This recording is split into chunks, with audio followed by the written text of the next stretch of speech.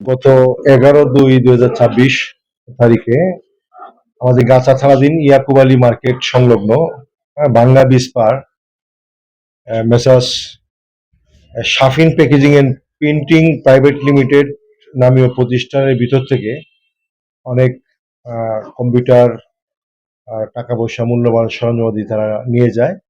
সেই সংক্রান্তে গত 16/2/2026 তারিখে অত্র থানায় একটি দস্যুতা মামলা রুজু হয়।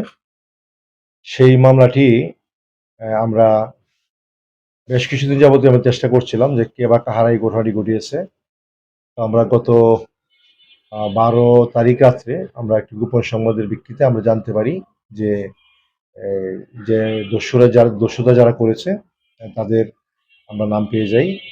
আমরা আমাদের উদ্বোধন কর্তৃপক্ষের নির্দেশে এবং তাদের সার্বিক সহায়তায় আমরা অভিযানটি পরিচালনা করি। সেই অভিযান পরিচালনায় আমরা রাহুল নামে একটি ছেলে, ওর সাথে থাকা আরেকটি ছেলে শাকিল হোসেন 28, রাহুল 25, তাদের দুজনকে আমরা গ্রেপ্তার করি।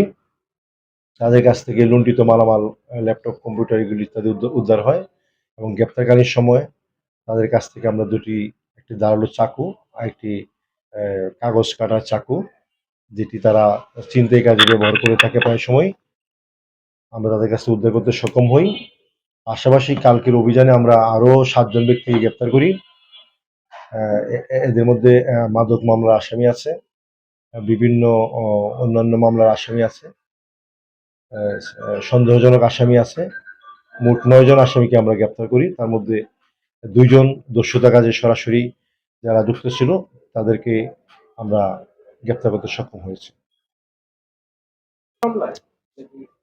না, 7 জন বিভিন্ন মামলায়, 2 জন একই মামলায়, 2 জন দস্যুতা মামলায়, আর 7 জনের মধ্যে 3 জন মাদক মামলায় আর 4 জন অন্যান্য মামলায়। তাদের কোনো রিমান্ড চাইবেন কিনা? হ্যাঁ, দস্যুতা তাদেরকে আমরা রিমান্ড চাবো। প্যাকেজিং কোম্পানিতে যে চুরিটা তারা ভিতরে ঢুকেছে, তার ঢুকে তারপর তার শ্রমিকদেরকে মারধর করেছে। এই বিষয়ে মামলা হয়েছে? হ্যাঁ, মামলা হয়েছে। অজ্ঞাত আসামি। টোটাল কয়টা? অজ্ঞাত টোটাল 3-4 জন। যে মাননীয় পুলিশ কমিশনার মহোদয় আমাদেরকে এখানে প্রদান করেছেন আমাকে। তো আমি আপনাদের মধ্যে একটা মেসেজ দিতে চাই যে গাছা এলাকা এটা একটি শিল্প বহুল এলাকা। এখানে অনেক মানুষজন বসবাস করে, অনেক শ্রমিক বসবাস করে।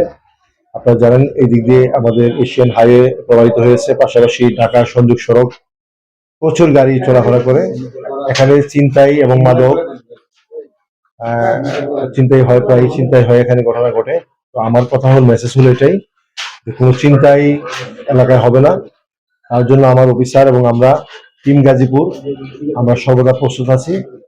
আমরা চাইবো যে এই এলাকার জনগণ যারা আছে এই চিন্তায় এবং মাদক থেকে যেন তারা মুক্ত থাকেন এবং তারা শান্তিতে থাকতে পারেন। চিন্তায় এবং মাদক ব্যবসায়ী যারা আছেন তাদের জন্য আমরা একটা আতঙ্ক হয়ে দাঁড়াবো।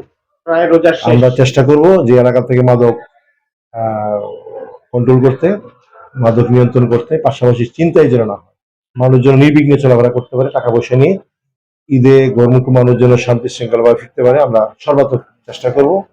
এটাই আমাদের মেসেজ এবং এটাই আমাদের চ্যালেঞ্জ। ছিনতাইকারী হবে আমাদের জন্য একটি আতঙ্ক। আমরা ছিনতাইকারীদেরকে গ্রেপ্তার করব। আমরা তাদেরকে কোনোভাবেই মহাসড়কে এই দুষ্কৃতির হাতে যেন মানুষ জিম্মি না হয়, এটার জন্য আমরা কাজ করে যাচ্ছি এবং সর্বদা আমরা প্রস্তুত আছি।